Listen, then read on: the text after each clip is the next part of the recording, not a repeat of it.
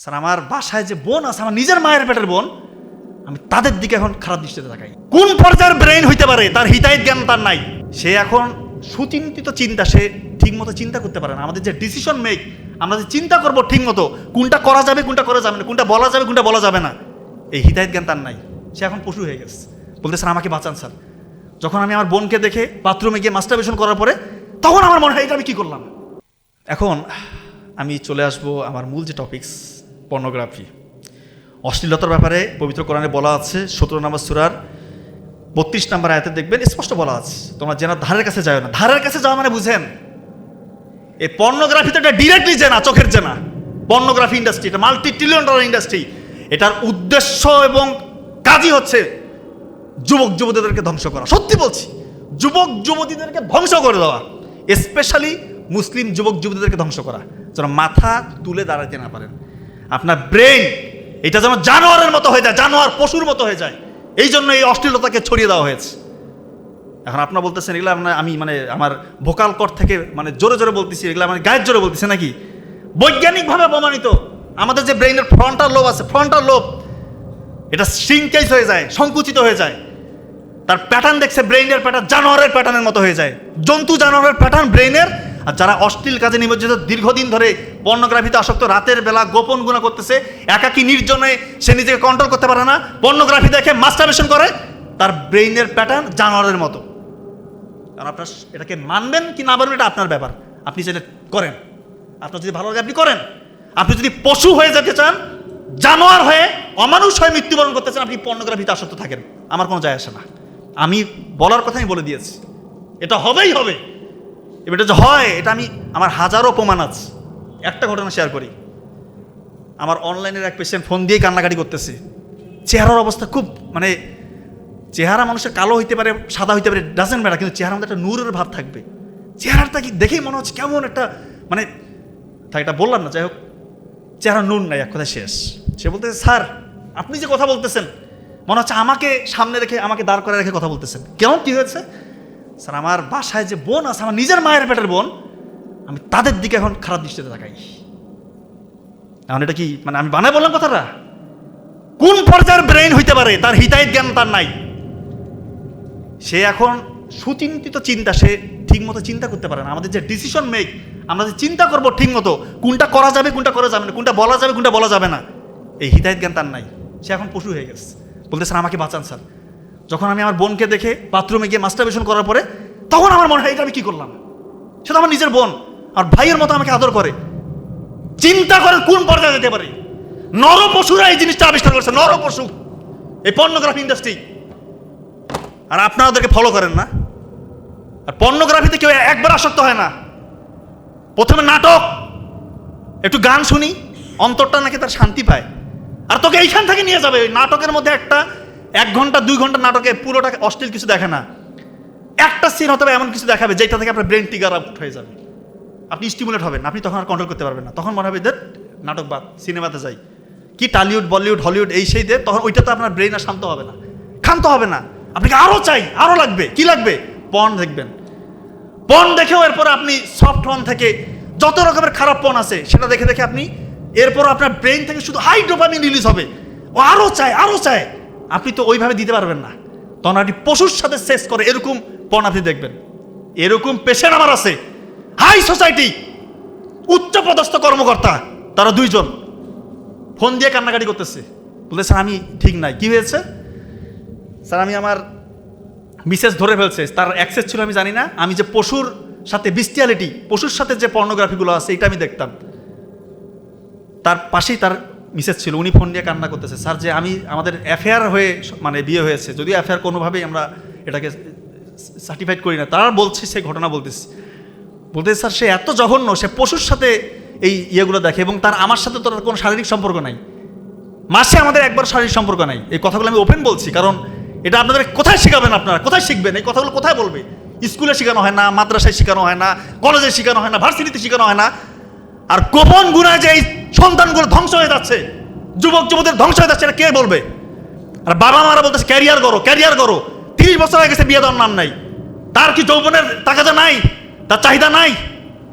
সে কোথায় meet up করবে? এটা বাবা মারা কবে বুঝবে এই জিনিসটা? মানে তার সাবালক হয়ে গেলেই বিয়ে দিয়ে দেন। কয়টা লোক খাবে রে ভাই? আপনার ছেলেকে বিয়ে দিলে কয়টা লোক খাবে? একটা মেয়ে তো, তাকে নিজের মেয়ের মতো করে দেখেন না।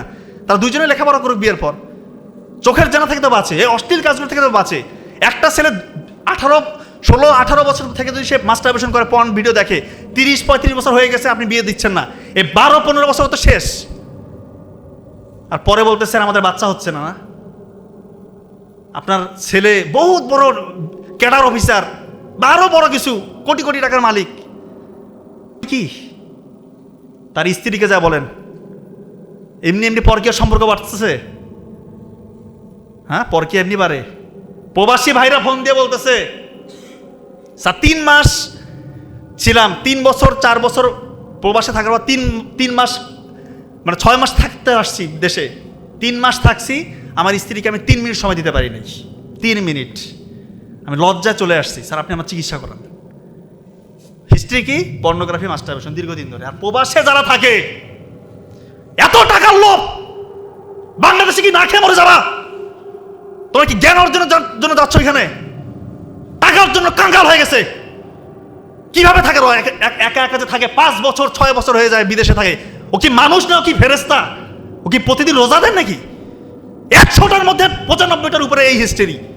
সারাদিন পরিশ্রম, এত কাজ করে, রাতের বেলা এসে তার শরীরটাকে রিচার্জ করবে, সে ঘুমাবে, সেটা না, সে পর্ন ভিডিও দেখতেছে, মাস্টারবেশন করতেছে, তার শরীর শেষ। আবার পরের দিন ওখানে তো মানে পশুর মতো খাটায়। মালয়েশিয়া যারা থাকে, ওই পেশেন্ট আমাকে বলে, স্যার চায়না আমাদের যে মালিক, চাইনিজ ভাষা কিছু বুঝেও না স্যার, শুধু কয় কাজ, মানে কাজ স্যার কিছুই বুঝে না, শুধু কাজ করায়, সারাদিন কাজ করে, রাতের বেলা এই অবস্থা। আমার শরীরে কিচ্ছু নাই স্যার, আমি জাস্ট উপরে একটা ফ্রেম আছে আমার মানুষের, আমি ভিতর থেকে অমানুষ, ভিতর থেকে অমানুষ। এই কথাগুলো বলছিল, একটাও মিথ্যা কথা। আর পরিবারগুলোতে তো জেনার আখড়া লেগে আছে। কিভাবে আপনারা বলতে পারেন? কিভাবে? রাসূলুল্লাহ সাল্লাল্লাহু আলাইহি ওয়াসাল্লাম বলল যে দেবর ভাবির সম্পর্ক এটা মানে সব থেকে সেন্সিটিভ। এরপরে হচ্ছে যে আরেকটা কি সম্পর্ক? হ্যাঁ, দেবর ভাবি আর একটা সম্পর্ক আছে, শালি দুলো ভাই।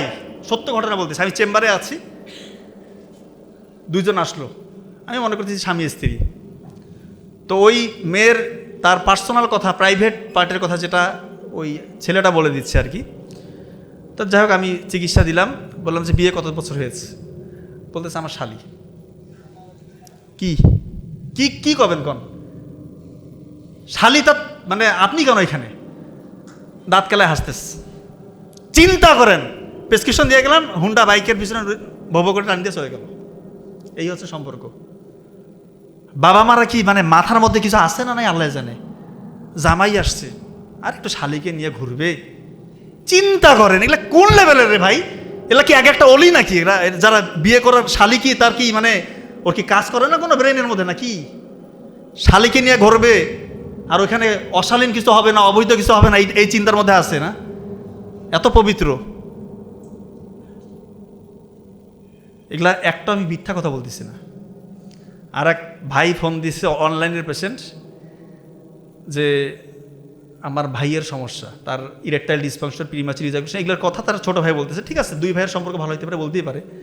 আপনি আপনার ভাইকে দেন, বলতেছে ভাই নাই, ভাবি আছে। ভাবিকে বসায় এগুলো কথা বলতেছে, তার ভাই নাই। ভাই নাই কেন? ভাই লজ্জা পায়। চিন্তা করেন অবস্থা। এই হচ্ছে পরিবারগুলোর অবস্থা। ছোটবেলায় তো কার্টুন দিয়ে দিচ্ছেন, কার্টুন দিচ্ছে না বাচ্চাকে। আমার বাচ্চা স্মার্ট, কার্টুন চালাতে পারে, মোবাইলে হেভি জানে। আমার ছেলে না স্যার, আমার দেখেন না স্যার, এই অনেক কিছু জানে, নিজে নিজে সার্চ দেয়, ইয়ে করে, 7 বছর বয়সে। আরে বাপরে বাপ, মানে খুব গর্ব ফিল করে ওরা। কার্টুন দিয়ে দিচ্ছেন, ব্রেন থেকে ডোপামিন রিলিজ হচ্ছে, সে অভ্যস্ত হয়ে যাচ্ছে যে আমার এখন সে হাই ডোপামিন যে কাজগুলো থেকে রিলিজ হবে, সে তার ওই কাজগুলো তার করতে হবে। হাই ডোপামিন রিলিজ যেগুলো কাজ থেকে হয়, হ্যাঁ, এটা তো বাবা মা জানে না। ডোপামিন খারাপ না, ডোপামিন ভালো। যতটুকু আমাদের শরীরে দরকার ততটুকু ডোপামিন ভালো। ততটুকু ডোপামিন কোথা থেকে আসে? যতটুকু আমাদের শরীরের জন্য উপযোগী। মা বাবার সাথে একটু হাসি খুমুখে গল্প করা, সন্তান থাকলে তার সাথে একটু খেলাধুলা করা, মাঠে গেছেন বন্ধুদের সাথে একটু খেলতেছেন, ক্রিকেট ফুটবল যেটাই খেলেন, ব্যাডমিন্টন খেলতেছেন, বই পড়তেছেন, কোরআন তেলাওয়াত করতেছেন, নামাজ পড়তেছেন, আল্লাহর সাথে তাহাজ্জুদে কথা বলতেছেন, কান্নাকাটি করতেছেন, এখান থেকেও ডোপামিন রিলিজ হবে। এই ডোপামিনটা আপনার জন্য ভালো, এই ডোপামিনটা আপনার জন্য ভালো। এটা ততটুকু আল্লাহ তাআলা ওই সময় বের করে যতটুকু আপনার শরীরের জন্য ভালো, আপনার ব্রেইনের জন্য ভালো। আপনি মাইন্ডফুল থাকবেন, আপনি প্রশান্তি পাবেন। আর যখনই হাই ডোপামিন, উচ্চ ডোপামিন বের করতে যাবেন, এটা আপনার শরীরের জন্য খারাপ, আপনার ব্রেইনকে বিগড়ে দিবে। কোন কোন কাজ থেকে হাই ডোপামিন বের হয়? 1 নম্বর পর্নোগ্রাফি, জুয়া, ইয়াবা, যে কোনো রকমের মাদকাসক্ত, অন্য ঘরের মেয়ের দিকে উকি দেওয়া, যত রকমের আনইউজুয়াল অ্যাক্টিভিটিস আছে, এক কথায় ইসলাম যেগুলোকে নিষেধ করছে সবগুলো জায়গা থেকে এই আপনার কি বলা হচ্ছে হাই ডোপামিন রিলিজ হয়। আর আপনি আপনার সন্তানকে ছোট্ট বয়সে কার্টুনটা দিয়ে দিলেন, কি ক্ষতি করলেন চিন্তা করতেছেন আপনি? আপনি নিজেই এটার ক্ষতিটা করলেন। দয়া করে ভাই, দয়া করে পর্নোগ্রাফিটা ছাড়েন, না হলে আলটিমেটলি আমাদের কাছে আসতে হবে। যারা পর্নোগ্রাফি ছাড়তেছেন না, কি কারণে আসতে হবে? বিয়ের আগে নিজেই বুঝবেন যে আমার অবস্থা খারাপ, বিয়ে করার পর আরও বুঝবেন যে আপনার অবস্থা কতটা খারাপ। তখন ফোন দিয়ে কান্নাকাটি করবেন, তখন কিন্তু খুব কঠিন হয়ে যায়, সত্যি কঠিন হয়ে যায়। হ্যাঁ, তবে আশার আলো আছে যে কেউ যদি সত্যিকার অর্থে একেবারেই কাট অফ করে দিতে পারে, দীর্ঘদিন আপনি পর্ন দেখছেন, মাস্টারবেট করছেন, যত রকম নোংরা কাজ করছেন, আপনি টোটালি কাট করে দেন। আপনি প্রয়োজনে মোবাইল ফোনটা থেকে দূরে থাকেন 3 মাস 6 মাস, আপনার যতদিন লাগে মাথা ঠান্ডা করতে। হাই ডোপামিনের যে রেসটা, ওইটা কাটাইতে হবে আপনাকে, আপনি সেখান থেকে বের হইতে হবে আপনাকে। নাবিল ভাই মানে চলে আসছে, যাকে আমি আর কথা বেশি বলবো না। তো আপনি এইটা থেকে বের হইতে হবে আপনাকে। আপনি মোবাইল ফোনটা দূরে রাখেন, আপনি যত কষ্টই হোক আল্লাহর কাছে কান্নাকাটি করেন, চোখের পানি ফেলেন, আল্লাহ তাআলা আপনাকে সাহায্য করবে। আল্লাহ ছাড়া পৃথিবীর কোনো শক্তি না আপনাকে এখান থেকে বের করতে পারে, পৃথিবীর কোনো শক্তি নাই। আল্লাহর কাছে কান্নাকাটি করেন, আল্লাহ সাহায্য করবেন, নাহলে আপনি এখান থেকে বের হতে পারবেন না।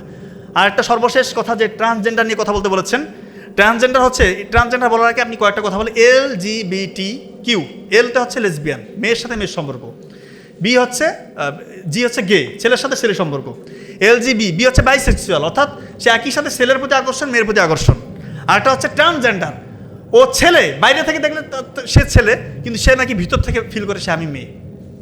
চিন্তা করেন, বাইরে থেকে ছেলে, সে ভিতর থেকে ফিল করছে আমি মেয়ে। আর হচ্ছে কিউ, কোয়ার, সে কি সে নিজেই জানে না, সে প্রশ্নবোধক, তার কার প্রতি আকর্ষণ সে নিজেই জানে না।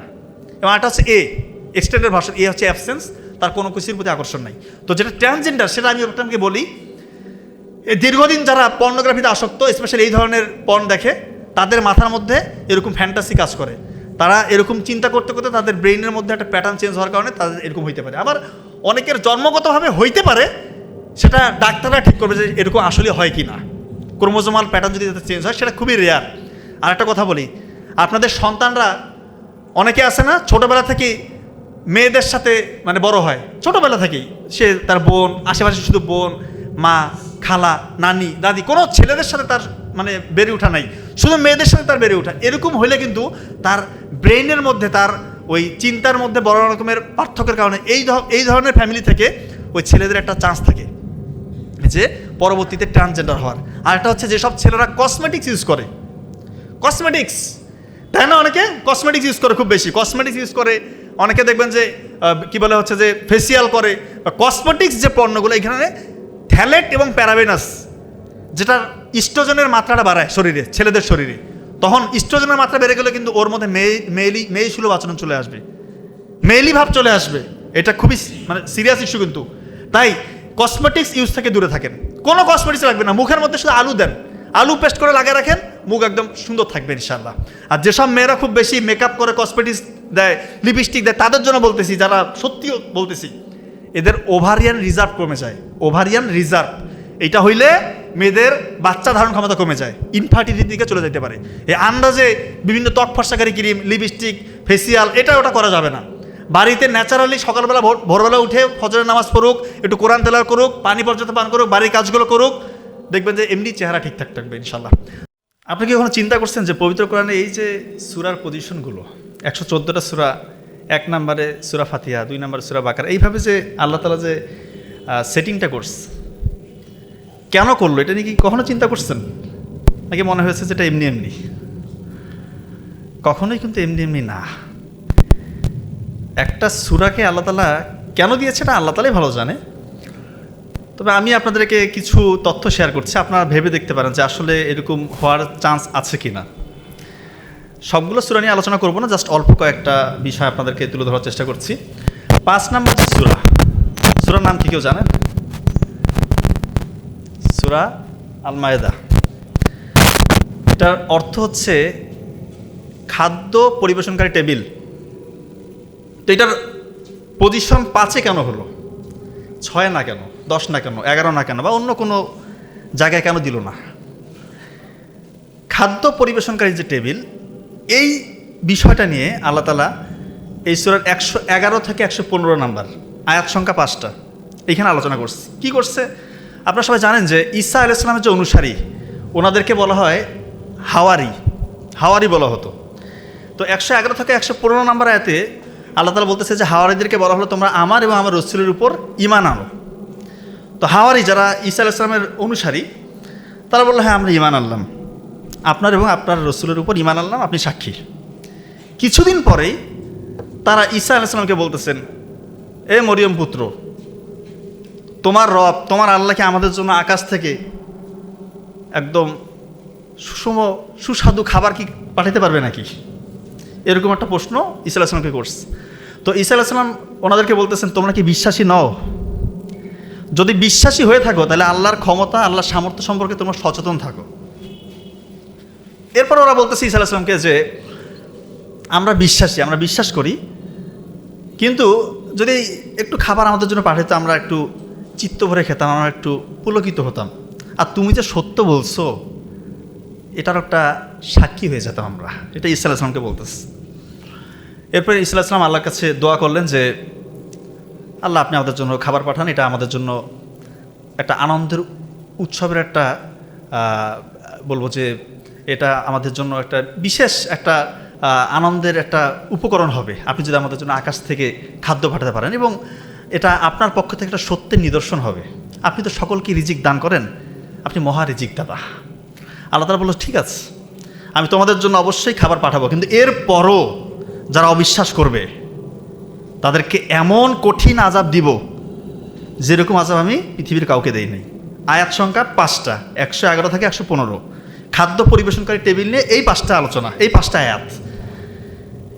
পজিশন কি? সূরার 5 নাম্বার। এখন আপনারা বলতেই পারেন যে এটা একটা নিছক কাকতালীয় ঘটনা। 5টা আয়াতে এই খাদ্য পরিবেশনকারী টেবিল নিয়ে আলোচনা করছে, পজিশন হয়েছে 5। এটা নিছক একটা দুর্ঘটনা বা কাকতালীয় ঘটনা। আর একটু সামনে যাই, 11 নাম্বার একটা সূরা আছে, সূরার নাম হুদ।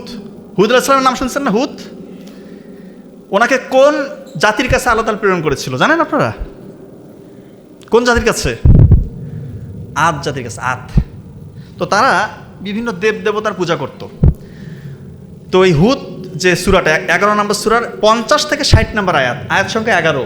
এই 11টা আয়াতের মধ্যে আল্লাহ তাআলা কি কথা বলতেছেন দেখেন। হুদ আলাইহিস সালামকে নিয়ে, যে হুদ আলাইহিস সালাম যখন দেখলো যে তার যেখানে ওনাকে প্রেরণ করা হয়েছে ওনার ভাইয়েরা দেবদেবতার পূজা করতেছে, তখন উনি ওনাদেরকে বলতেছে যে তোমরা এক আল্লাহর উপাসনা করো, আল্লাহ ছাড়া কেউ নাই, এক আল্লাহ ছাড়া অন্য কারো তোমরা শিরক করো না, দেবদেবতার পূজা ছেড়ে দাও। এগুলো কথা বলতেছে ওনাদেরকে। ওনারা বলতেছে যে তুমি যে সত্য বলতেছো এর তো কোনো প্রমাণ তোমার কাছে নাই, আমরা তোমাকে বিশ্বাস করি না। আর আমাদের কাছে মনে হচ্ছে তোমাকে আমাদের দেবদেবতারা তাদের কুদৃষ্টি, অশুভ দৃষ্টি তোমার উপর বলছে, এই জন্য তুমি উল্টাপাল্টা কথা বলতেছ। এই কথা বলতেছে হুদ আলাইহিস সালামকে। তো উনি বললো যে দেখো ভাইয়েরা, আমি নির্ভর করি এক আল্লাহর উপর, যার আওতাধীন নয় এরকম একটা প্রাণীও নাই। সকল প্রাণী আমরা সেই আল্লাহর আওতাধীন। আমি তোমাদেরকে আল্লাহর যে দাওয়াত সেটা পৌঁছে দিয়েছি, এরপর যদি তোমরা এটাকে প্রত্যাখ্যান করো, হয়তো আল্লাহ তাআলা অন্য কোনো জাতিকে তোমাদের স্থলাভিষিক্ত করবেন। ওই জাতি কিন্তু অনেক শক্তিশালী ছিল, আদ জাতি অনেক শক্তিশালী, খুবই পাওয়ারফুল, পাহাড় কেটে তারা সাম্রাজ্য তৈরি করতো, খুবই পাওয়ারফুল। তো তারা তাদের হুদ আলাইহিস সালামের কথায় কোনো সাড়া না দিয়ে তারা বললো যে কবে তোমার আল্লাহ শাস্তি আসবে আমরা দেখবো, এরকম একটা কথাবার্তা। এরপরে তো আল্লাহ তাআলা ওই জাতিকে একদম ধ্বংস করে দিয়েছিল। আয়াত সংখ্যা কিন্তু 11টা, 50 থেকে 60, 11টা আয়াতে এই কথাগুলো আসছে হুদ আলাইহিস সালামকে নিয়ে। পজিশন কত? সূরার পজিশন কত? 11। আয়াত কটা আসছে? 11। সূরা মায়েদার পজিশন 5। খাদ্য পরিবেশনকারী টেবিল, মায়েদা অর্থাৎ খাদ্য পরিবেশনকারী টেবিল, আয়াত সংখ্যা 5, 11 থেকে 111 থেকে 115, আর এখানে 50 থেকে 60, 11টা আয়াত 11 নাম্বার পজিশনে হুদ যে সূরা সেটাকে আল্লাহ তাআলা নাজিল করলো, অবস্থান দিল। আর একটু সামনে আগে, তাহলে হয়তো আপনাদের কনসেপশনটা আর একটু ক্লিয়ার হবে। 18 নম্বর একটা সূরা আছে, সূরার নাম কি? সূরা কাহাব। আপনারা দেখবেন কাহাব অর্থ গুহাবাসী যুবক, তাদের ঘটনা আল্লাহ তাআলা এখানে একদম নাজিল করছে 9 থেকে 26 নম্বর আয়াতে ঠিক গুহাবাসী যুবকদের ঘটনা বলা আছে। ঠিক 18টা আয়াতে আল্লাহ তাআলা গুহাবাসী যুবকদের ঘটনা বললো, পজিশন ঠিক 18। আর একটু সামনে পরের সূরাটি হচ্ছে সূরা আল মরিয়ম, 19 নম্বর সূরা। মরিয়ম আলাইহিস সালামকে নিয়ে ঘটনা দেখেন, ওইখানে 16 থেকে 34, ঠিক 19টা আয়াত। মানে এগুলো কি আপনাদের কাছে মনে হচ্ছে কাকতালীয় ঘটনা? 16 নম্বর সূরা দেখেন, 16 নম্বর যে সূরা, এটা হচ্ছে মৌমাছি নিয়ে আল্লাহ তাআলা বলতেছে। মৌমাছি, এখন মানুষ এসে, বিজ্ঞানীরা এই কিছুদিন আগে এসে বের করলো যে মৌমাছির ক্রোমোজোম সংখ্যা, পুরুষ যে ক্রোমোজোম সংখ্যা, হ্যাপ্লয়েড ক্রোমোজোম সংখ্যা 16, সেটা পজিশন দিয়েছে 16। তো আল্লাহ তাআলা কোনো কিছু এমনি করেন নাই। লাস্ট যে একটা তথ্য দিব, আপনাদের যারা একটু সায়েন্স বুঝেন আপনারা মানে অবাক হয়ে যাবেন। আপনারা কি জানেন যে পৃথিবীর ঘূর্ণন বেগ কত কিলোমিটার পার সেকেন্ড জানেন কেউ? 0.465 কিলোমিটার পার সেকেন্ড। আর আপনারা বলতেই পারেন এটা দিয়ে আপনি কি বোঝাচ্ছেন? আয়াত কয়টা সূরায় কোরআনে? 6236। ছায়া আছে না, ছায়া, এই যে আমাদের ছায়া পড়ে, গাছের ছায়া পড়ে, ছায়া কিন্তু ছোট হয়, বড় হয়, দীর্ঘ হয় না? দীর্ঘ হয়, ছোট হয়, ছায়া কিন্তু সবসময় স্থির থাকে না। তো আল্লাহ তাআলা 25 নম্বর একটা সূরার নাম আল ফুরকান, এটা 45 নম্বর আয়াতে আল্লাহ তাআলা বলতেছে, আমি যদি চাইতাম ছায়াকে স্থির করতে পারতাম। 25 নম্বর সূরার 45 নম্বর আয়াতে আল্লাহ তাআলা এই কথা বলতেছে। তার মানে আল্লাহ যদি চাইতো, অর্থাৎ পৃথিবীর যে ঘূর্ণন, এটাকে যদি আল্লাহ তাআলা পৃথিবীটাকে কোনোভাবে, আল্লাহর কাছে এটা কোনো ব্যাপারই না, যদি স্থির করে দিতে পারতো, আমাদের ছায়া কিন্তু স্থির হয়ে থাকে, এটা ছোট হইতো না, বড় হইতো না। তার মানে এখানে পৃথিবীর ঘূর্ণনের সাথে একটা সম্পর্ক আছে। এই 25 নম্বর সূরার 45 নম্বর আয়াত, এই পুরা কোরআন মাজিদে এই যে আয়াতটা, এটার পজিশন আমরা বের করতে পারবো না? এটার পজিশন 2900। আপনার 2900কে 6236 দিয়ে ভাগ দিয়ে দেখেন কি আসে, ক্যালকুলেটর এখন টিপেন, 0.465। চিন্তা করেন, ছায়া নিয়ে, পৃথিবীর ঘূর্ণন নিয়ে একটা জায়গায় আল্লাহ আলোচনা করলো, আর সেই জায়গাটা কোথায়? 2900। ওইটাকে 6236 দিয়ে ভাগ দিলে দেখেন রেজাল্ট চলে আসছে 0.465। পৃথিবীর ঘূর্ণন গতি এটা কিছুদিন আগে বের করছে, আর আল্লাহ তাআলা 1500 বছর আগে কি সুন্দরভাবে এটা আল্লাহ তাআলা নাজিল করে দিয়েছে। চিন্তা করেন। আবার বস্তু এবং ছায়ার তারা স্থির হয় একটা কোণে, 45 ডিগ্রি কোণে। অন্য কোনো কোণে বস্তু এবং ছায়া সমান হয়ে যায় না, একটা মাত্র কোণ, 45 ডিগ্রি কোণ। আর আল্লাহ তাআলা আয়াতটা নাজিল করছে একদম 45 নম্বর আয়াতে। তা আমি এটা বলার উদ্দেশ্য এটাই যে পবিত্র কোরআন যে আল্লাহ তাআলার পক্ষ থেকে নাজিল হয়েছে, এটা নিয়ে বিন্দু মাত্র সংশয় নাই। সংশয় যে প্রকাশ করবে সে ধ্বংসপ্রাপ্ত, দুনিয়ায় ধ্বংসপ্রাপ্ত, আখিরাতে ধ্বংসপ্রাপ্ত, বিন্দু মাত্র সংশয় রাখা যাবে না। এবং এই পবিত্র কোরআনে যা কিছু বলা হয়েছে সব কিছু মানুষের উপকারের জন্য, জিন তাদের উপকারের জন্য। কে কোন ধর্মাবলম্বী ডাজেন্ট ম্যাটার, যদি কোরআনের কথাগুলো কেউ মেনে চলে সে দুনিয়াতে নিশ্চিত সাকসেসফুল হবে। পরকালের কথা পরে বললাম, এখানে অনেক ব্যাপার স্যাপার আসবে। কিন্তু দুনিয়াতেও যদি কেউ কোরআনের যে নির্দেশনাগুলো দেওয়া হয়েছে আমাদের জন্য, যে কথাগুলো মানতে বলা হয়েছে সেটা যদি কেউ মানে, যেগুলো নিষেধ করা হয়েছে সেটা যদি কেউ সেটা যদি কেউ ত্যাগ করে, সে দুনিয়াতে নিশ্চিত সাকসেসফুল হবে। এখন আমার টপিকস হচ্ছে পর্নোগ্রাফি এবং ট্রান্সজেন্ডার। কোরআনে কি অশ্লীলতা করতে বলা হয়েছিল নাকি? অশ্লীল কাজে নিজেদেরকে নিমজ্জিত রাখতে বলছিল নাকি? কোরআনে স্পষ্ট করে বলা আছে, বারবার বলা আছে।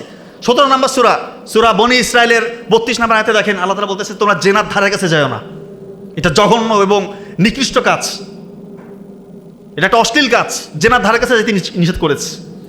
তো অশ্লীল কাজ করলে কি হয়, যুবকদের কিভাবে ধ্বংস হয়ে যায়, এটা নিয়ে আলোচনা করার আগে আমি জাস্ট 5-7 মিনিটের আপনাদেরকে কিছু স্বাস্থ্যগত টিপস দিব। কারণ আপনারা একটা ব্যাপার নিশ্চয় জানেন যে বৃদ্ধ বয়সে যে ইবাদত, সেটা থেকে তরুণ বয়সের ইবাদত কিন্তু আল্লাহ তাআলা বেশি কবুল করে, এটা আপনারা জানেন। এবং অসুস্থ অবস্থায় ইবাদত থেকে সুস্থ অবস্থায় যদি ইবাদত করেন, আপনি যখন আল্লাহ তাআলা সুস্থ রাখছে, ওই সময় ইবাদত কিন্তু আল্লাহ তাআলার কাছে বেশি পছন্দ। তার মানে আমাদেরকে সুস্থ থাকতে হবে, কি থাকতে হবে না? আল্লাহ তাআলা এই যে আমাদের হিউম্যান বডি, এই যে মানব শরীরটা তৈরি করলো, সৃষ্টি করলেন, যখন কেউ রোগে আক্রান্ত হয়, অসুস্থ হয়, আল্লাহ তাআলা কিন্তু এমনি একটা রোগ দিয়ে দেয় না, তার আগে সিমটম দিয়ে দেয়, সিগন্যাল পাঠিয়ে দেয়, আল্লাহ তাআলা সংকেত দেয়, লক্ষণ দেয়। এই লক্ষণটা ধরতে পারলে আল্লাহ চাহে তো আপনি অনেক রোগ থেকে আল্লাহ চাইলে নিজেকে মুক্ত রাখতে পারবেন, এবং রোগের পরবর্তী যে জটিলতা এটা থেকেও আল্লাহ চাইলে আপনি ইনশাআল্লাহ অনেকটা সেফ থাকতে পারবেন। প্রথমে আমি মাথা থেকে আসি। মাথার যদি আপনার সমস্যা হয়, ব্রেন ঠিকঠাক মতো কাজ করতেছে না, তাহলে কীভাবে বুঝবেন? আপনি দেখবেন আপনার চোখে আপনি ঝাপসা দেখতে পারেন, মাথা ঘুরবে, আপনার মেজাজ খিটখিটে থাকবে, আপনি দেখবেন যে কোনো একটা বিষয়ে সহজে কনসেন্ট্রেশন দিতে পারবেন না, মনোযোগ দিতে পারবেন না, মনোযোগ 10 সেকেন্ড আপনার থাকবে না, মনোযোগ বিচ্ছিন্ন হয়ে যাবে। আপনি একটা জিনিস সহজে ভুলে যাবেন, খুব সহজে ভুলে যাবেন, আপনি অনেক চেষ্টা করবেন কিন্তু ভুলে যাবেন, মনে করতে পারবেন না। তার মানে আপনার ব্রেনটা ঠিকঠাক মতো কাজ করতেছে না। ব্রেন ঠিক রাখার জন্য 1 নম্বর হচ্ছে রাতের ঘুম। এশার নামাজের পর যত দ্রুত পারেন ঘুমিয়ে যেতে হবে। আজকে তোর প্রোগ্রামে অনেক দেরিতে, আজকের বিষয়টা ভিন্ন। এশার নামাজের পরে যত দ্রুত ঘুমিয়ে যাবেন এবং ফজরের আগে যদি উঠতে পারেন, আপনার ব্রেনটা অনেক বেশি সুপার চার্জ হবে। এই যে মোবাইলের অনেকক্ষণ চালানোর পরে ব্যাটারি শাটডাউন হয়ে যায় না, চার্জ দিলে ঠিকঠাক, ওরকম আমাদের ব্রেনটা তো সারাদিন আমরা কর্মব্যস্ত থাকি, অনেক কাজে ব্যস্ত থাকি। ব্রেনটাকে যদি ঠিক রাখতে চান, রাতের ঘুমটা খুবই জরুরি, খুবই জরুরি। আমি তো এটা বারবার বলি যে নাইট ডিউটি, এই যে আমরা ডক্টর, পুলিশ আরও যারাই আছে, এত বেশি নাইট ডিউটি সায়েন্টিফিক্যালি প্রুভড, শেষ হয়ে যাচ্ছে, মস্তিষ্ক শেষ হয়ে যাচ্ছে, শরীর শেষ হয়ে যাচ্ছে। কত যে এটার যে কতটা ভয়ঙ্কর ইফেক্ট পড়ে আমাদের শরীরের উপর, আমাদের ব্রেনের উপর, কীভাবে বুঝাবো? নাইট ডিউটি সর্বোচ্চ মাসে একটা। এখন এগুলো কথা বলতে বলবে তাহলে কি ডিউটি কে করবে? ওইভাবে জনগণকে রিক্রুটমেন্ট করতে হবে যদি সত্যিকার অর্থে সুস্থ থাকতে চাই। এটা সত্যি কথা, এটা যে কোনো পেশার ক্ষেত্রেই। এখন কিভাবে করতে হবে এটা গভর্নমেন্ট জানে, এটা ইন্টারন্যাশনালি সবাই মিলে এটা বসে ঠিক করতে হবে। একটা মানুষের মাসে একটা বেশি নাইট করাই উচিত না। আমাদের ডাক্তারি পেশায় তো দেখা যায় সপ্তাহে 3-4টা নাইটও থাকে। এখন তো উপজেলাগুলোর অবস্থা খুবই খারাপ, মাত্র 2 জন ডাক্তার দিয়ে চালায়, মাসে 15টা নাইটও করতেছে, খুবই খারাপ অবস্থা। তো এটাই রিয়েলিটি। আপনাদেরকে বলবো যে রাত জাগবেন না, আর সকালবেলা উঠে খালি পেটে 600 ml কুসুম গরম পানি পান করবেন, সাথে 1 চামচ লেবুর রস, 1 চামচ মধু, এটা মিশা যদি খেতে পারেন, ইনশাল্লাহ ব্রেইনের মধ্যে যে টক্সিক সাবস্টেন্সগুলো জমে ওয়াশ আউট হয়ে যাবে ইনশাল্লাহ। একদম রাস্তা ক্লিয়ার, ঝকঝকা ফকফকা। একদম শিশু বাচ্চা থেকে শুরু করে বয়স্ক পর্যন্ত সবাই এই জিনিসটা মেনটেন করবেন। ব্রেন গেল, হার্ট সব থেকে পাওয়ারফুল, এটা হচ্ছে পাম্প মেশিন। মোটর দেখেন না, এই যে আমাদের এখানে দোলাবাড়ি বলে, মানে যেখানে ক্ষেত খামার আছে না, ধান চাষ করে, এক জায়গায় মোটর বসেছে, ওইখান থেকে সব জায়গায় পানি সার্কুলেট হয়ে যাচ্ছে। এরকম আমাদের এইখান থেকে রক্তটা পুরো বডিতে সার্কুলেট হয়। এই হার্টটা যদি ঠিক না থাকে, এখানে যদি ওই যে চর্বি জমে, এক কথা কোলেস্টেরল জমে, হার্টে ব্লক হয়, আপনার কাম শেষ। তাহলে কীভাবে বুঝবেন? একটু কাজকর্ম করলে দেখবেন হাঁপায় যাবেন, তার মানে আপনার হার্টটা ঠিক নেই। সিঁড়ি বেয়ে উপরে উঠতেছেন, দেখতেছেন আপনি হাঁপায় যাচ্ছেন, আগে আপনি এরকম ছিলেন না। আপনি ক্লান্তিবোধ, একটু কাজ করবেন আপনি অবসাদগ্রস্ত লাগে, আপনার একটু কাজ করলে শ্বাসকষ্ট হয়, তার মানে আপনার হার্টটা ঠিক মতো চলতেছে না, হার্টবিটটা ফাস্ট হয়ে যায়। একটু কাজকর্ম করলে, একটু ভারী কাজ করলে, একটা ভারী কিছু উঠাইছেন, আপনার হার্টবিট ফাস্ট, দপ করতেছে, তার মানে আপনার হার্টটা ঠিক নাই। হার্ট ঠিক রাখতে হবে, কীভাবে পারবেন? এটা তো আগে থেকেই করতে হইতো। 1 গামলা ভাত নিয়ে যদি বসে খান, আপনার হার্ট জীবনে ঠিক থাকবে না। ভাত খেতে হবে কম, শাকসবজি ফলমূল বেশি করে খেতে হবে, খাবারগুলো চিবিয়ে খেতে হবে। এখানেও রাতের ঘুমের খুব জরুরি একটা ব্যাপার আছে, রাতের ঘুমটা ইনশিওর করতে হবে, আগে রাতে ঘুমাইতে হবে। বেশি দুশ্চিন্তা করা যাবে না। দুশ্চিন্তার মধ্যে কেউ যদি থাকে, সে যত বড় চাকরিজীবী হোক, যত বড় পদ পদবীর হোক, সে ছাত্র হোক, যেই হোক, যেই বেশি দুশ্চিন্তা করবে তার হার্টের উপর ইফেক্ট পড়বে, কারণ কর্টিসল লেভেলটা তখন বাড়তে থাকে। যখন আমরা খুব বেশি দুশ্চিন্তা করি, আমাদের কর্টিসল লেভেল বেড়ে যায়। কর্টিসল লেভেল বাড়লে এটা হার্টের জন্য খারাপ। একটু মডারেট এক্সারসাইজ করতে হবে। সকালবেলা ফজরে উঠে 20 মিনিট, আধা ঘন্টা একটু এক্সারসাইজ করতে হবে, একটু গায়ে রোদ লাগাতে হবে, তাহলে আমার হার্টটা ভালো থাকবে। কথা কি বুঝতে পারতেছেন? ফুসফুস, 2টা ফুসফুস আছে। ফুসফুস যদি কারো ঠিক না থাকে, সে দীর্ঘদিন ধরে কাশি দিবে, তার একটুতে শ্বাসকষ্ট হবে, তার কাশির সাথে রক্ত যেতে পারে। এটা হইলে বুঝবে যে আপনার ফুসফুসে কোনো একটা রোগ হয়েছে। কী রোগ হইতে পারে?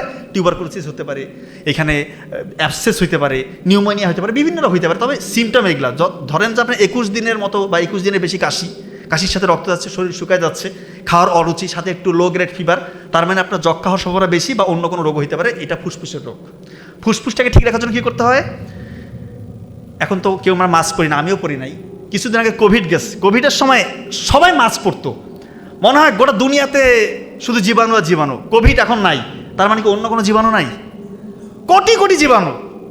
এক কোভিড নির্মূল হয়েছে, আমরা মনে করতেছি আমরা মনে হয় সকল জীবাণু থেকে নিজেদেরকে সেভ করলাম। এটা সত্য না, কোটি কোটি জীবাণু আছে যেটা আমরা চোখে দিতে পারতেছি না। তার মানে মাস্কটা পরা উচিত, অন্তত বাসায় তো পরা ঠিক না, বাসায় পরবো না, যে কোনো প্রোগ্রামে করবো না, কিন্তু আমাদের যে রাস্তাঘাটগুলোর অবস্থা, যে ধুলাবালি, এগুলোতে বের হলে একটু সেফ থাকতে হবে। আর প্রতি ওয়াক্ত নামাজ শেষে 2-3 মিনিট করে বুক ভরে শ্বাস নিতে হবে, বুক ভরে শ্বাস নিতে হবে।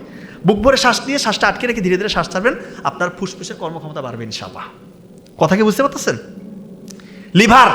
লিভারটা যদি কারো ঠিক না থাকে, লিভারটা যদি পচে যায়, লিভারের মধ্যে যদি হেপাটাইটিস হয় বা কোনো রকমের ভাইরাল ইনফেকশন বা যে কোনো রকমের ফ্যাটি লিভার, বলেন ফ্যাটি লিভার হয়েছে, এইটা হলে কীভাবে বুঝবেন? দেখবেন যে চোখের উপরের দিকে দেখবেন যে চোখটা হলুদ হয়ে গেছে, প্রস্রাব হলুদ, খাওয়ার মধ্যে অরুচি, শরীর শুকিয়ে যাচ্ছে, খাওয়া মানে সামনে দেখলে বমি বমি ভাব, তার মানে ওর জন্ডিস, ধরে নেওয়া যায় জন্ডিস হয়ে গেছে। এবং জন্ডিস কিন্তু কোনো রোগ না, এটা লক্ষণ, এটা হয়েছে মানে তার হেপাটাইটিস হওয়ার সম্ভাবনা বেশি, তার মানে তার পরীক্ষা করতে হবে। কথা বুঝতেছেন? আমার কথা কি বোঝা যায়? পেটের যে সমস্যা, পেটে কিন্তু অনেকগুলো অর্গান আছে না, আমি ওভারঅল যদি বলি, আপনার পেটের মধ্যে কোলন ক্যান্সার হওয়ার ঝুঁকিতে আছেন আপনি, কীভাবে বুঝবেন? কোলন ক্যান্সার হোক, স্টোমাক ক্যান্সার হোক, এটা ঝুঁকিতে আপনি আছেন, কীভাবে বুঝবেন? খুব ইম্পর্টেন্ট, এই কথাটা খুবই ইম্পর্টেন্ট। বাংলাদেশে আমি যত রোগী দেখি, হাজার হাজার পেশেন্ট আমি দেখি, বেশিরভাগ মানুষের মধ্যে দেখি এই সমস্যা, তার পায়খানার মধ্যে রেগুলারিটি নাই। সে নিয়মিত তো পায়খানা হবে, এক টাইমে পায়খানা হবে, দিনে 2 বার হোক, 1 বার হোক, 3 বার হোক, টাইমটা তো একই রকম হবে। কিন্তু অনেকে বলতে স্যার আমার পায়খানার টাইম ওলটপালট, আজকে 1 বার করছি, কালকে 5 বার, তারপরে 3 দিনও কোনো খোঁজখবর নাই, পায়খানার বেগ আসে না ঠিক মতো, পায়খানা গিয়ে বসে থাকতে হয়, টয়লেটে গিয়ে আমাকে বসে থাকতে হয়, অনেকক্ষণ চাপ দিতে হয়। এটা তার মানে বুঝতে হবে তার কোলন ক্যান্সার ঝুঁকির মধ্যে আছে। অনেকের পায়খানার রাস্তার সাথে রক্ত যায়, এটা নর্মালি পাইলস থেকে হয়, কিন্তু দীর্ঘদিন যদি রক্ত যায় আপনার কিন্তু সমস্যা থাকার সম্ভাবনা বেশি। আপনি এটাকে ইগনোর করবেন না। পেটের এনভায়রনমেন্ট ভালো রাখার জন্য আমি বলতেছি লাল চালের ভাত খাবেন, লাল চালের ভাত খেতে হবে আপনাকে, লাল চালের ভাত খাবেন, খাবারগুলো অনেকক্ষণ চিবিয়ে খাবেন, সকালবেলা উঠে খালি পেটে অবশ্যই পানি পান করবেন, এবং সম্ভব হলে টক দই খাবেন, অন্তত সপ্তাহে 2-3 দিন টক দই খেলে পেটের এনভায়রনমেন্টের জন্য এটা খুবই ভালো। আর একটা সমস্যা হয়, আমি দেখি বেশিরভাগ মানুষকে, যে কৃমিনাশক ওষুধ খেতে চায় না, 6 মাস অন্তর অন্তর আপনার কৃমিনাশক ওষুধ খেতেই হবে, কারণ কৃমি আপনার পেটের মধ্যে আসেই। আপনি কৃমিনাশক ওষুধ খান নাই মানে কৃমি আপনার শরীরে, আপনি যত খাবার খাচ্ছেন এই পুষ্টিটা কৃমি খেয়ে ফেলতেছে, আপনার শরীরে পুষ্টি লাগতেছে না। হয়তো আপনার স্বাস্থ্য ঠিক আছে কিন্তু আপনার শক্তি নাই, কারণ আপনি কৃমিনাশক ওষুধ খান নাই। এটার কারণে আপনার শরীরের ভিতরে রক্ত সে খেয়ে নেয়, চুষে রক্ত ধীরে ধীরে খেয়ে নেয়। অনেকের দেখবেন অ্যানিমিক, তার রক্ত স্বল্পতা আছে, বিশেষ করে মেয়েদের এটা বেশি হয়। এজন্য বলবো দয়া করে আপনারা অবশ্যই 6 মাস অন্তর অন্তর কৃমিনাশক ওষুধটা খাবেন। বুঝতে পারতেছেন? অনেকে দেখবেন কিডনির যদি সাময়িক কোনো সমস্যা হয়, প্রস্রাবে জ্বালা পড়া আছে না, এরকম অনেকের আছে, প্রস্রাবে জ্বালা পড়া হয়, প্রস্রাবে ছোটোখাটো পাথর হয়। আমি একটা কথা আপনাদেরকে বলি, খুব ইম্পর্টেন্ট, পাথরকুচি পাতা আছে না, পাথরকুচি পাতা, এইটা যদি কেউ 1 চা চামচ করে খেতে পারে, ইনশাআল্লাহ 14 দিন যদি সে খায়, আল্লাহ যদি চায় প্রস্রাবের ইনফেকশন তো দূর হবেই, এবং পর্যাপ্ত পানি পান করতে হবে।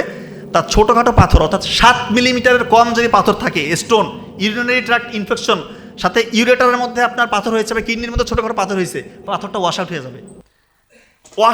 যাবে, কারণ পাথরকুচি পাথরের মধ্যে লিথোট্রিপটিক ইফেক্ট রয়েছে এটার, অর্থাৎ এটা পাথরটাকে ভিতর থেকে ক্রাশ করতে পারে, ভাঙতে পারে, ভেঙে এটাকে ওয়াশ আউট করে দিবে। সাথে আপনি তো অবশ্যই ডক্টর দেখিয়ে আপনি অ্যান্টিবায়োটিক যেটা দেয় সেটা তো আপনি খেতেই পারেন, অবশ্যই খাবেন, কিন্তু পাথরকুচি পাতার সত্যিকার অর্থে এটার ইফেক্ট রয়েছে।